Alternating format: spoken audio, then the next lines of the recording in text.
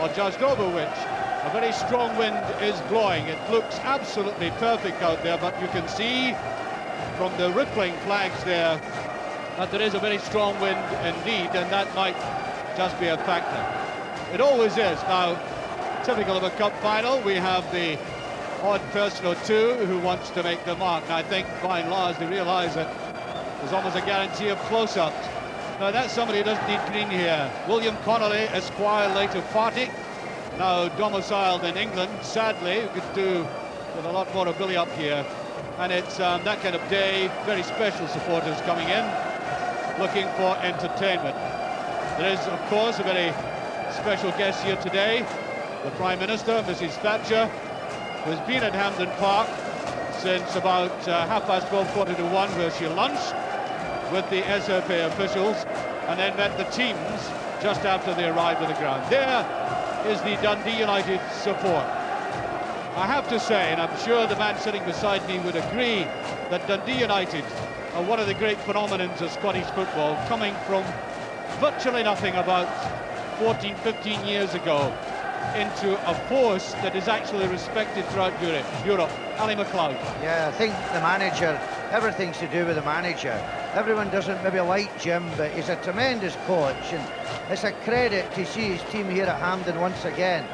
And I think the atmosphere is going to suit his side, particularly as the wind's blowing away from the Celtic end, which means that most of the attacking play should take part in the Dundee United end, which will be a big advantage to the Dundee United player. Do you think that managers take into account things like that very last point that you've made about the wind blowing the ball down towards the Dundee United end? Oh, very, very much so. I think he'll say to his players that you'll be attacking away from the Celtic end, you'll have the total encouragement of your own support, and I'm quite sure he'll have pointed this out to them, that when they're attacking, particularly with the wind, they'll have the support behind them. But the key man for Dundee United is Gallagher. If Gallagher has the bottle to play well today, his pace will cause terrible problems to the Celtic defence. There is the Dundee United support. It looks very sizable today. A support that has been, compared to other clubs, rather minimal. Not as big, even in their own city, as, say, Dundee itself, and yet very loyal. Followed them all around Europe. They now have seen some of the highest class football that you could possibly see in Europe as compared to some other football supporters in the country. We mentioned the day is almost perfect. There just is that very strong wind blowing straight down there. When we watch again, it will be blowing from right to left. And that could be a problem of some kind or the other, particularly for defensive. But let's get back to the pitch again, Ali. You were saying at lunchtime today it's as good as you've ever seen it. Yes, I would say that, without a doubt, Hampden Park is the best pitch that I've ever seen in my time here, and the players are absolutely delighted with it. It will suit the skillful players today, and a marvellous performance on this pitch. I'm sure both teams will put up a great show. I find it surprisingly lush. Yes, it's the nearest I've ever seen to Wembley, and it's unbelievable. As I said, 7 weeks ago it wasn't anything like this. The groundsman should be complimented on the turnout of his stadium. And there, of course, is the Celtic end. As I said earlier, they've come from all over the world.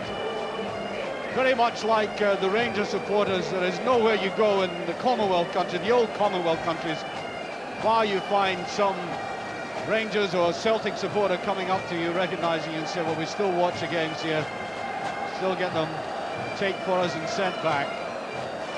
An idea of the fanatical support.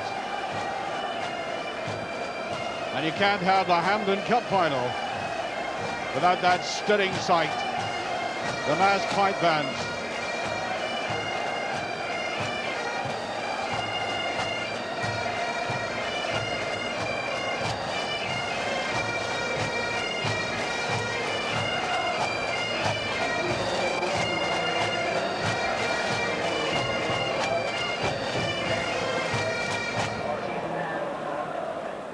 Getting a great reception from the crowd here. There's been a good deal of sporting banter in terms of chants between one side of the ground and the other. But I get the impression, Ali, that it's a good-natured final. I hope I'm not wrong, but there's a good feel about this. Well, it was great to hear the reception that George Young got. Right, it was the typical reception you expect from the Celtic crowd, but it was good nature, and there's not been one iota of trouble so far, and everyone looks as if they're in for an enjoyable afternoon.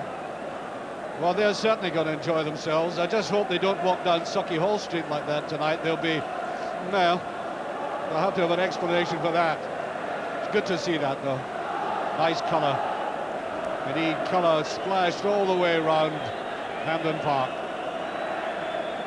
Sometimes wonder how they can get up there and stay up.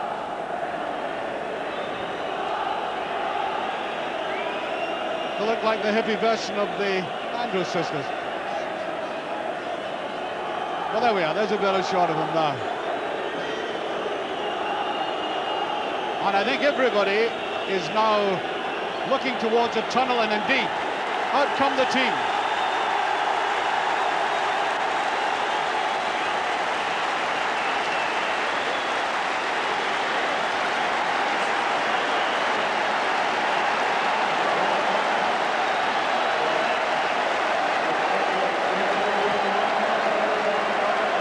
Teams going to their respective halves for the presentation.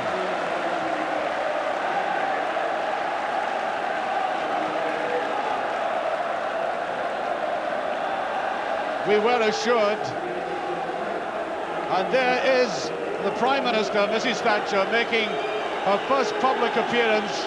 She's been at Hampden since about 1:15, and that is the first view we've had of her since she arrived.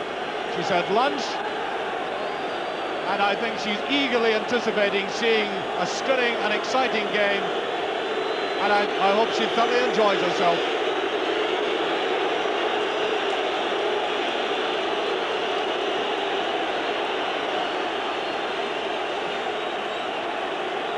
And supporters from both sides making the noises as the presentation party comes out.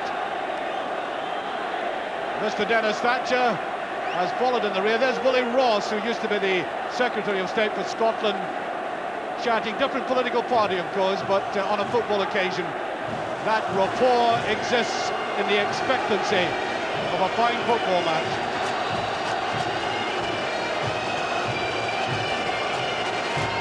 And Scotland the Brave, to signify the 103rd Scottish Cup final.